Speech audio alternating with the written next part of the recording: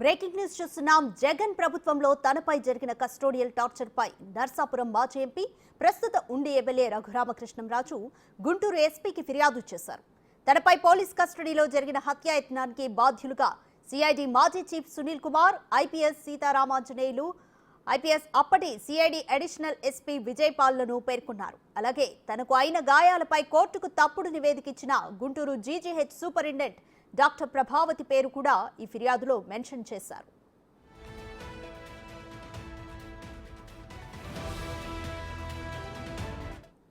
More details మా ప్రతినిధి Sai Shankar phone line లో అందిస్తారు. సాయి శంకర్, ప్రస్తుత ఉండి ఎమ్మెల్యే రఘురామకృష్ణరాజు గుంటూరు ఎస్పీకి ఏమని ఫిర్యాదు చేశారు? ఈ ఫిర్యాదులు ఏమని పేర్కొన్నారు?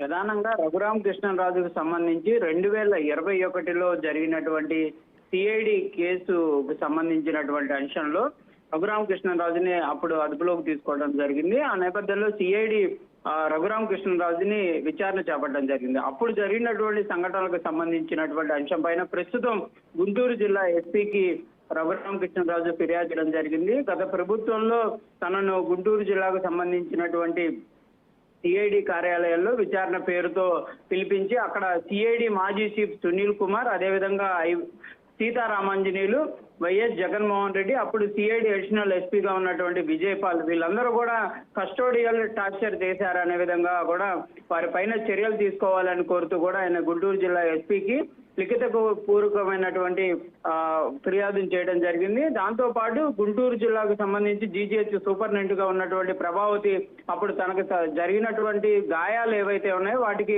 సంబంధించినటువంటి అంశంలో నివేదిక ఇవ్వడం జరిగింది. అదంతా కూడా తప్పుడు నివేదికని కోర్టుకు సమర్పించింది. ఆమె పైన కూడా కంపల్సరీగా చర్యలు తీసుకోవాలని కోరుతూ కూడా ఆయన కోరడం జరిగింది. ప్రస్తుతం అయితే ఫిర్యాదు చేసినటువంటి నేపథ్యంలో మరి గుంటూరు జిల్లా ఎస్పీ ఎలాంటి చర్యలు తీసుకుంటారనేది చూడాల్సినటువంటి పరిస్థితి ఉంది. Thank you Sai Shankar.